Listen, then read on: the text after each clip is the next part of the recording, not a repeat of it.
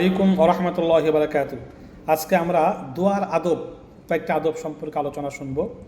যে দোয়া করার সময় আল্লাহ তাআলার প্রশংসা, হামদ এবং মহানবী সাল্লাল্লাহু আলাইহি সাল্লামের প্রতি দুরূদ পাঠ করতে হবে। তাছাড়া দোয়া কোনো অবস্থাতেই কবুল হবে না।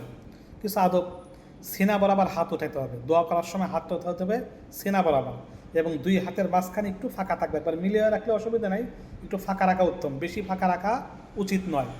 সিনা বরাবর হাত উঠবে এবং দুই হাতের মাঝখানে একটু ফাঁকা থাকবে। হাতের তালু আসমানমুখী থাকবে, এরকম নিজের দিকেও না, আবার এরকমও না, এরকম হাতের তালু অর্থাৎ আসমানমুখী থাকবে।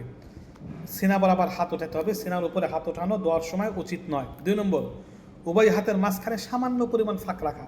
3 নম্বর, শুরু এবং শেষে হামদ সালাত পাঠ করা, আল্লাহ রসুলের প্রতি দুরূদ এবং আল্লাহর প্রতি প্রশংসামূলক শব্দ পাঠ করা। 4 নম্বর, কবুল হওয়ার বিশ্বাস নিয়ে দোয়া করা। এমন বিশ্বাস নিয়ে দোয়া করা যে আল্লাহ পাক আমার দোয়া শুনছেন, ইনশাআল্লাহ আল্লাহ পাক অবশ্যই আমার দোয়া কবুল করবেন। আল্লাহ পাক বিশ্বাস নিয়ে দোয়া করা, আল্লাহ পাক আমার দোয়া শুনছেন এবং কবুল করবেন।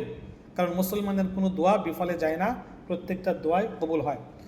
এই 6 নম্বর, অনুচ্চস্বরে দোয়া করা। অনুচ্চস্বরে দোয়া করা উচিত, ভালো। 7 নম্বর, অজুর সঙ্গে দোয়া করা। যে কোনো দোয়া অজুর সাথে করা উচিত।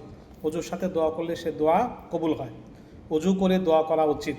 অজু ছাড়া দোয়া করলেও আল্লাহ পাক কবুল করতে পারেন, কিন্তু পবিত্র অবস্থায় দোয়া করলে আল্লাহ পাক পবিত্র, তাই পবিত্রতাকে পছন্দ করেন। আমরা যে কোনো সময় যে কোনো দোয়া যখন করব, অজুর সাথে আমরা দোয়া করার চেষ্টা করব। কেউ কোনো দোয়া চাইলে